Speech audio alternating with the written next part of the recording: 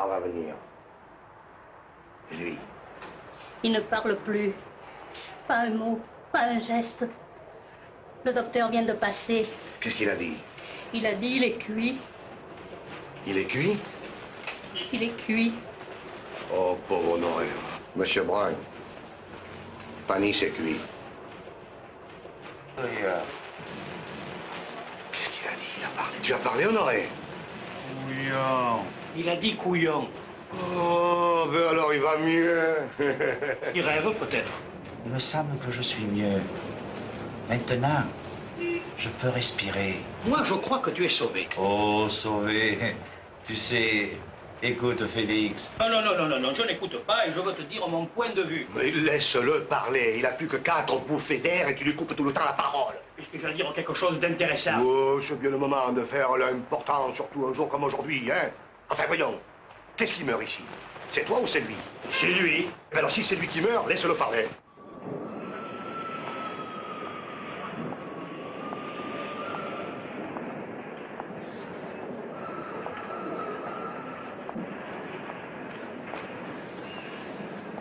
Honoré, tu as une figure de prospérité. Tu as une figure qu'on pourrait s'asseoir avec. Eh oui, c'est ça qui m'ennuie.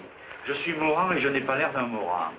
J'ai la figure comme le derrière d'un soldat et le derrière comme la figure de Félix, avec la barbe en moins, bien entendu. Et avec ça, je meurs. Eh bien, ça ne veut rien dire. Ça ne ressemble à rien. C'est presque ridicule. De mourir, ça ne me fait rien. Mais ça me fait peine de quitter la vie. Ça me fait peine de penser que je ne verrai plus ma femme, ni mon fils César, ni vous autres. Ça me fait peine de ne plus boire mon pastis bien frais sous les platanes, de ne plus jouer au boule avec vous. Allez, va, Honoré, t'inquiète pas pour ça, on te remplacera. Mais attends, moi qui s'en va pour le remplacer. Je dis ça pour pas que tu se fasses du mauvais sang. Je vais regretter le matin, quand je me rasais devant ma fenêtre, en regardant notre beau vieux port, et que je pensais aux affaires de la journée, en voyant à travers la vitre la première traversée de Félix. Je vais regretter des bêtises.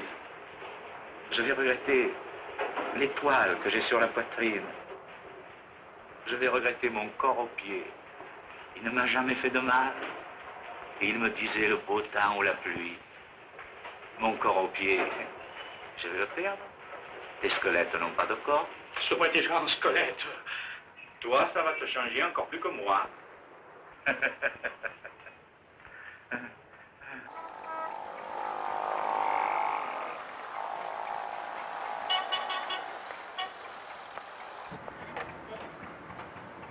Bonjour, Elzéa. Comment ça va? Oui, Elzéa. Il y a longtemps que je t'avais vu. Moi aussi, moi, je t'avais pas vu. Bonjour, César. Bonjour Félix. Adieu, Elzéa, comment vas-tu? Ben moi, le bon Dieu me conserve, comme tu vois. Et Honoré, qu'est-ce que tu as, mon pauvre Honoré? Il paraît que tu es malade? Oui, il paraît que je suis malade. Et toi, mon pauvre Zéa, il paraît que tu es menteur. Oh, Honoré, un prêtre. Pourquoi me demandes-tu ça? Et toi, pourquoi fais-tu semblant d'ignorer ce que tu sais très bien? Et qui te prouve que je le sais? Oui, rien ne le prouve, en effet. Tu passais par hasard. Oui, par hasard. Non, pas précisément par hasard. Enfin, vaguement par hasard. Et tu es entré me dire bonjour. Et pourquoi pas? Si le hasard qui m'a conduit ici m'amène à une heure importante... Oh, le hasard qui t'a conduit ici, je le connais. Il n'est pas bien grand. Il a les cheveux un peu roux et les yeux en pente comme les Chinois. Il s'appelle Fanny, ton hasard. Non, mais il ne s'appelle pas Fanny. Mais admettons-le, je veux bien. Si ta femme était venue à la messe, comme c'est son devoir, si je lui avais dit à la sortie 2 mots d'amitié, est-ce que ça ne serait pas naturel? C'est moi qui l'ai baptisé, qui lui ai donné la communion, qui l'ai marié avec toi. Évidemment, c'est assez naturel. Des rois extraordinaires. Bon, et si je lui ai demandé de tes nouvelles? Si je lui ai dit, comment va ce grand mécréant d'Honoré? Il ne vient jamais à la messe. Il doit être plein de péchés, comme un chien de pauvre qui est plein de puces. Et alors si elle m'a dit, il ne va pas bien, dites-lui bonjour un matin et en passant. Si je suis venu, est-ce que c'est un crime? Ah non, Elzéa, c'est tout le contraire d'un crime. La vérité, c'est que tu te frappes. tu te crois plus gravement touché que tu ne l'es.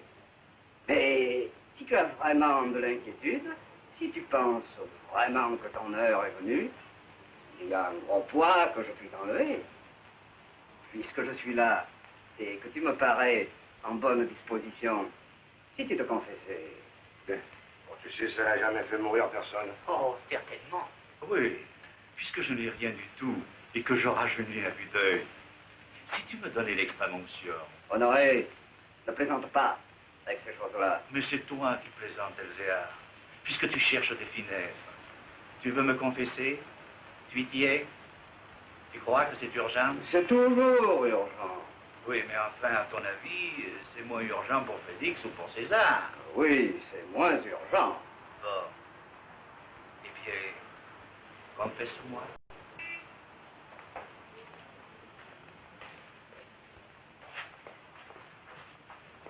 Attendez un peu, vous autres. Dis, Elzéar, est-ce que c'est obligatoire que je reste seul avec toi? Non, Honoré.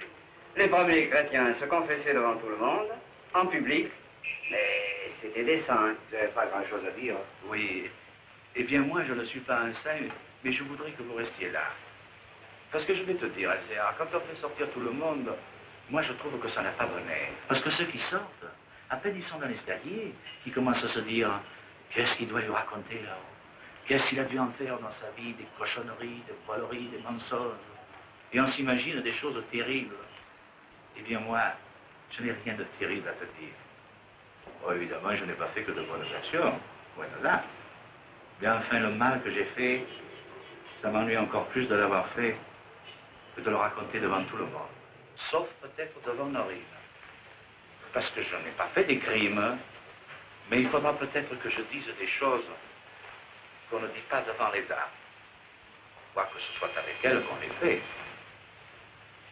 Eh bien, moi, je sors à cause du 9e commandement. Asseyez-vous tous.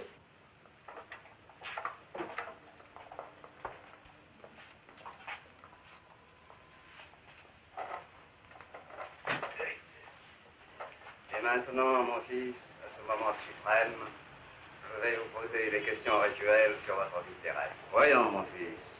Écoute, Elzéar, je vais te dire franchement, si tu m'appelles ton fils, je vais rigoler.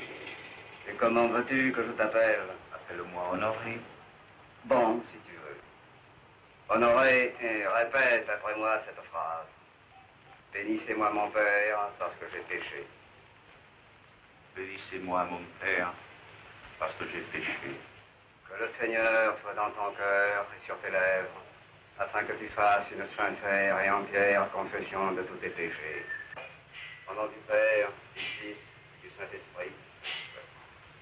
Et maintenant, as-tu fait le mal dans ta vie? Oh, certainement. On ne peut pas vivre sans faire le mal, même sans le faire exprès. Tu n'en as jamais fait, toi, du mal? Aussi, Honoré. Je ne suis qu'un homme. Mais ce n'est pas moi qui me confesse, c'est toi. Toi, quel mal as-tu fait? Je ne sais pas. Enfin, je veux dire, je ne sais pas ce que toi tu appelles du mal. Ce n'est pas moi qui décide, Honoré. Ce sont les commandements de Dieu. César, approche-toi. Et lis-nous les commandements de Dieu l'un après l'autre. Ce sera l'occasion de te les rappeler.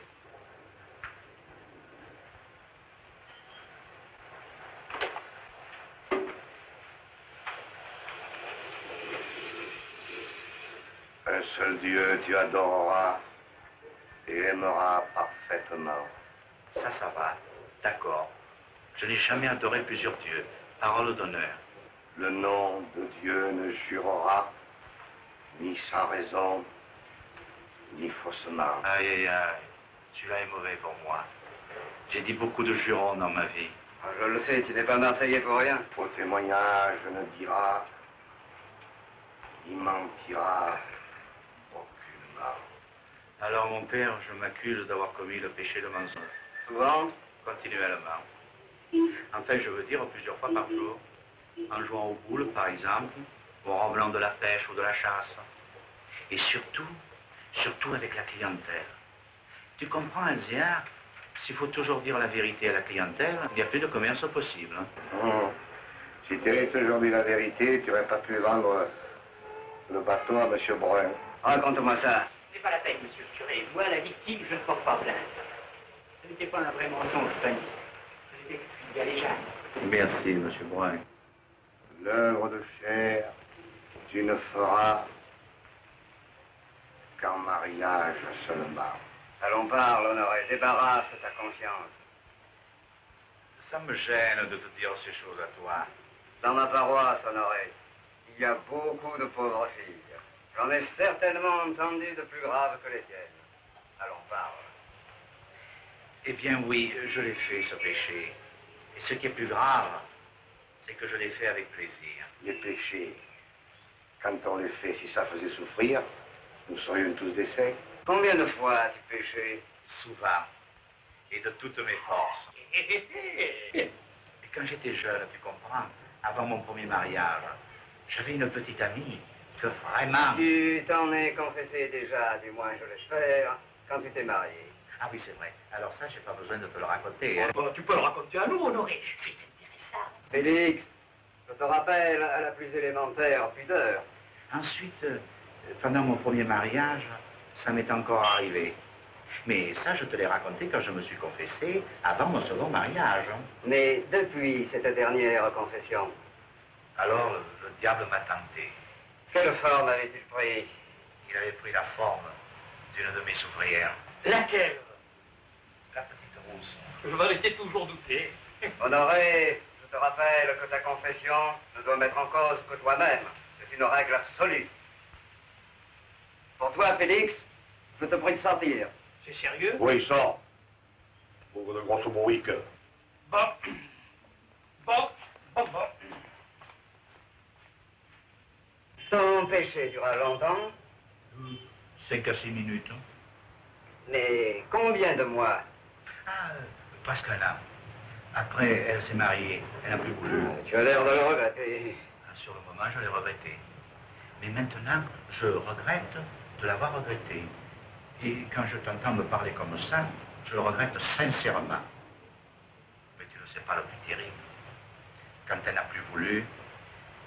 Non, écoute, je crois que je ferais bien de ne pas finir ma confession, parce que je vois que ça te fait de la peine. Honoré, je t'écoute avec toute la tendresse qu'un prêtre peut offrir à tous les hommes. Allons, parle, Honoré. Eh bien, quand elle n'a plus voulu, j'en ai pris une autre. Oh, yo. J'ai maintenant une question à te poser. Mais comme elle met en cause une autre personne, je désire rester seul avec toi. Retirez-vous, je vous prie.